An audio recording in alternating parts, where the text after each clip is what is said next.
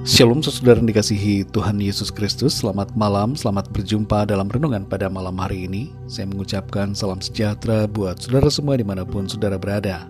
Damai dan sukacita oleh Roh Kudus melimpah senantiasa dalam hati dan kehidupan saudara semua. Sebelum kita mendengarkan renungan firman Tuhan, mari sama-sama kita berdoa.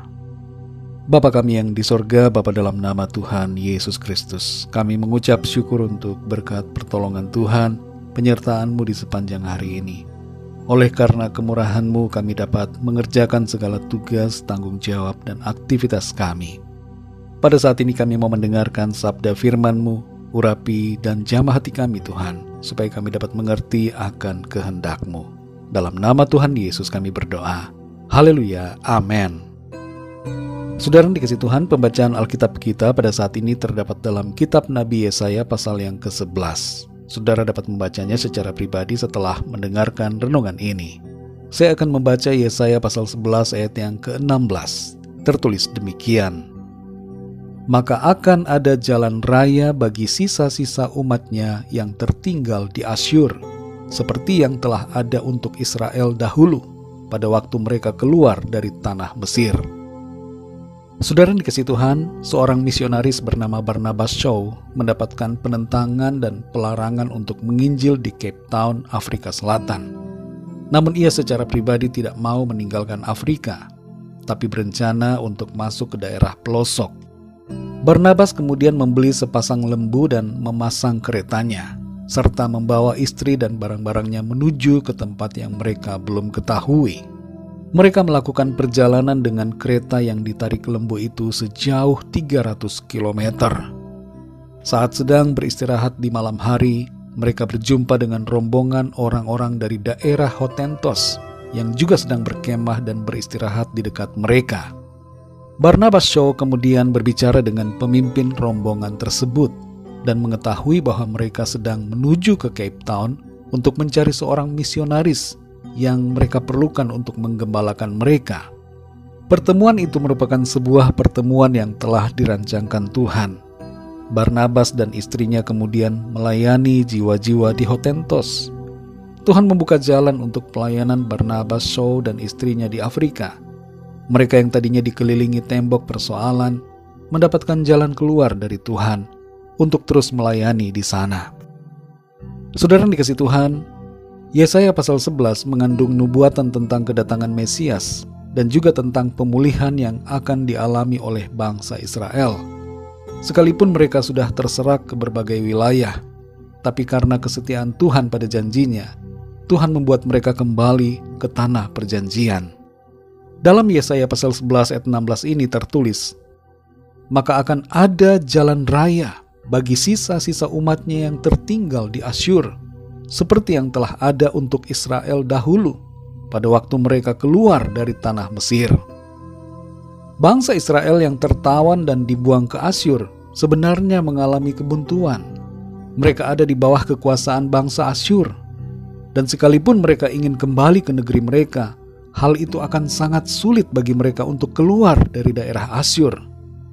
Jadi hal ini adalah ibarat seperti terkungkung dan terjebak dalam sebuah tembok tinggi yang berkeliling, di mana tidak ada jalan bagi mereka.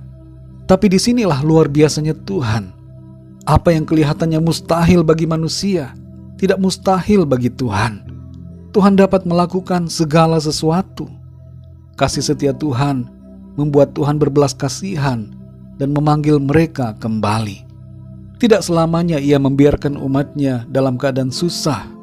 Sekalipun umatnya telah berbuat dosa dan meninggalkan Tuhan, Tuhan ingat akan janjinya dan Ia menunjukkan kasih-Nya dengan membuat mereka kembali. Dalam ayat ini dikatakan akan ada jalan raya bagi sisa umatnya yang tertinggal di Asyur. Jalan raya ini berbicara tentang jalan keluar, solusi dan kelepasan yang akan dikerjakan Tuhan. Tuhan membuat umat Israel dapat melangkah menuju ke Kanaan tanpa halangan sama sekali, seperti yang telah dikerjakannya waktu mereka ada di Mesir. Saudara yang dikasihi Tuhan, apa makna ayat ini buat kita adalah Tuhan dapat kita andalkan dan harapkan. Sekalipun kita ada dalam kesulitan dan persoalan yang sangat berat, tapi Tuhan akan menyediakan jalan raya bagi kita. Tuhan akan memberikan jalan keluar, sehingga kita mengalami kelepasan dari segala masalah dan pergumulan kita. Dalam 1 Korintus 10 ayat yang ke-13 tertulis, pencobaan-pencobaan yang kamu alami ialah pencobaan-pencobaan biasa yang tidak melebihi kekuatan manusia. Sebab Allah setia, dan karena itu Ia tidak akan membiarkan kamu dicobai melampaui kekuatanmu. Pada waktu kamu dicobai, Ia akan memberikan kepadamu jalan keluar, sehingga kamu dapat menanggungnya. Saudara yang dikasihi Tuhan, apa masalah saudara saat ini? Apakah masalah saudara berhubungan dengan pekerjaan, pelayanan, keluarga, masalah dalam soal hukum, keuangan, dan berbagai persoalan lainnya? Percayalah dan andalkan Tuhan. Ada jalan keluar atas setiap persoalan kita, dan itu dikerjakan Tuhan atas setiap kita, saudara. Ia telah memberikan kita jalan kepada keselamatannya, dan Ia juga yang akan menyediakan jalan raya, yaitu jalan keluar, solusi, pertolongan atas segala persoalan hidup kita di bumi ini. Mari kita berdoa, saudara.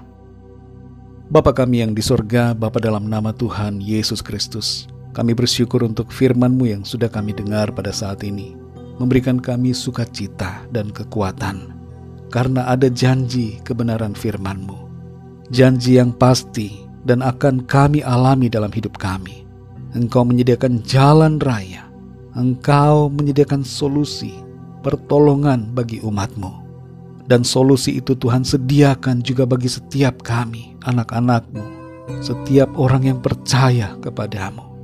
Terima kasih, kami bersyukur karena ada harapan di dalam Tuhan. Dalam segala keadaan kami, kesulitan yang kami hadapi, persoalan yang kami alami, ada pertolongan, ada jaminan, jalan keluar dari Tuhan. Engkau menyediakan jalan raya dan melepaskan kami dari segala persoalan kami.